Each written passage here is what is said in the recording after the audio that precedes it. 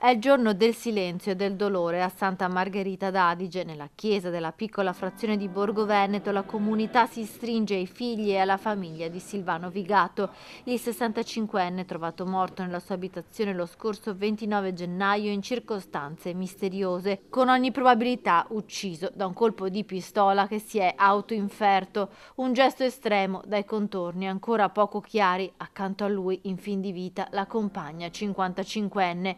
Oggi però gli interrogativi su quella giornata lasciano spazio alle parole di conforto pronunciate dal parroco Don Andrea durante l'omelia. Vogliamo chiedere al Signore proprio così, di usare a Silvano la sua misericordia, di accoglierlo nella sua pace, di donargli la gioia della vita piena, la vita eterna in cui lui ha creduto. Un abbraccio che cancella quelli che sono anche i limiti della sua vita, quelli che sono i suoi peccati, ma quell'abbraccio che le dice vieni, figlio.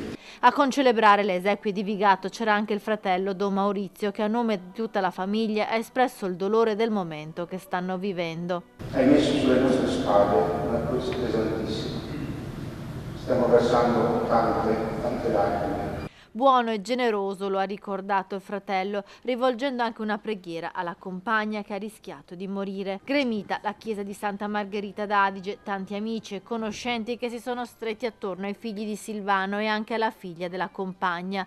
La donna è ancora ricoverata in ospedale a Schiavonia, le sue condizioni migliorano di giorno in giorno, ma ancora non riesce a parlare con i carabinieri che attendono di interrogarla per ricostruire cosa è avvenuto nella villetta lo scorso 29 gennaio.